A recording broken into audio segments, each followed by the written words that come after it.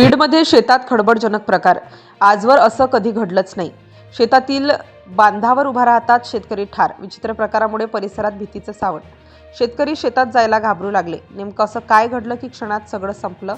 बीड जिल्ह्यातील एका गावात सकाळ अगदी नेहमीसारखीच उगवली होती. आभाळ ढगाळ नव्हतं, वाऱ्यातही काही वेगळेपणा नव्हता. गावातील शेतकरी आपल्या रोजच्या कामाला निघाले होते. खरीप हंगामाची चाहूल लागली होती आणि शेतात पूर्व मशागतीची लगबग सुरू झाली होती.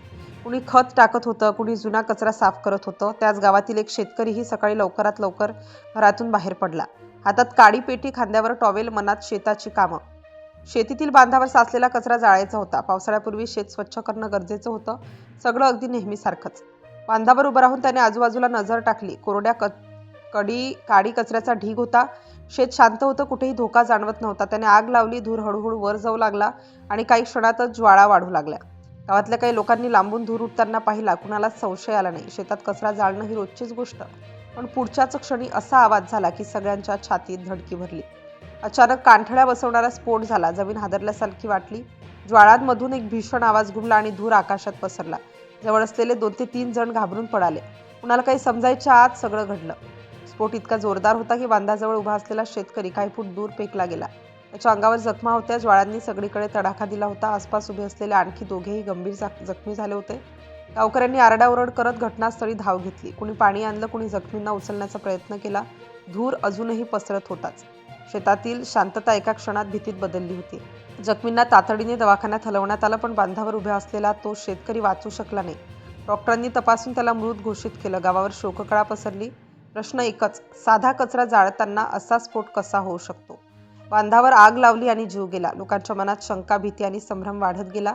काही जण म्हणत होते कदाचित जमिनीखाली काहीतरी साठवलेलं असावं, तर काहींचा अंदाज वेगळाच होता. पण निश्चित काहीच समोर येत नव्हतं. शेतकरी आता शेतात पाऊल ठेवताना 10 वेळा विचार करू लागले. घटनेनंतर पोलीस आणि आरोग्य विभाग घटनास्थळी दाखल झाले. परिसर सील करण्यात आला. राखेतून आणि माती खालून काही अवशेष सापडले. तपास सुरू झाला. तपासादरम्यान एक धक्कादायक बाब समोर आली. शेतात काही दिवसांपूर्वी विहीर खोदण्याची तयारी सुरू होती. त्यासाठी स्फोटक साहित्य आणण्यात आलं होतं, मात्र त्याची माहिती घरातील सगळ्यांना नव्हती.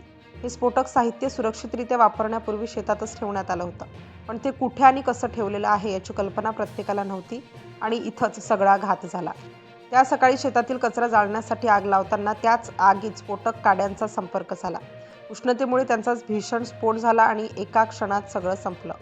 ज्यांना कल्पनाही नव्हती अशा गोष्टीचा फटका सर्वात जवळच्या व्यक्तीलाच बसला. बांधावर उभं राहणंही जीवावर बेतलं. एका चुकीच्या समन्वयामुळे कुटुंब उद्ध्वस्त झालं. जखमी झालेल्या दोघांवर उपचार सुरू आहेत. गावात मात्र भीतीचं वातावरण आहे. शेतात काय आहे आधी तपासा, असा सल्ला लोक एकमेकांना देत आहेत. घरात संवाद नसल्याने, माहिती न दिल्याने आणि काळजी न घेतल्याने किती मोठी दुर्घटना होऊ शकते याचे उदाहरण ठरलं आहे. जर वेळेवर कल्पना दिली असती तर कदाचित हा जीव वाचला असता. आता मागे वळून पाहिलं तर प्रत्येक क्षण डोळ्यासमोर उभा राहतो. साधीशी आग आणि त्यामागे दडलेला मृत्यू. बांधावर उभं राहणं इतकं महागात पडेल असं कोणालाच वाटलं नव्हतं. बीड जिल्ह्यातील त्या गावात आजही लोक या घटनेबद्दल हळहळ व्यक्त करत आहेत. शेतात काम करताना प्रत्येक जण सावध झाला आहे. कचरा जाळताना, जमीन खोदताना आता 10 वेळा विचार केला जातो. ही घटना केवळ एक अपघात नाही तर इशारा आहे. शेतात कोणतंही स्फोटक साहित्य, रसायन किंवा धोकादायक वस्तू ठेवताना पूर्ण माहिती आणि खबरदारी घेणं किती आवश्यक आहे हे या दुर्घटनेनं दाखवून दिलं. शेवटी सत्य असं की कचरा जाळण्यासाठी लावलेल्या आगीत विहीर खोदण्यासाठी आणून ठेवलेल्या स्फोटक कांड्यांचा स्फोट झाला आणि त्या स्फोटात शेतातील बांधावर उभा असलेला शेतकरी जागीच ठार झाला, तर 2 जण जखमी झाले. एका छोट्याशा दुर्लक्षामुळे संपूर्ण कुटुंब उद्ध्वस्त झालं आणि बीडमध्ये शेतात घडलेल्या या खळबळजनक प्रकाराने संपूर्ण महाराष्ट्र हादरून गेला.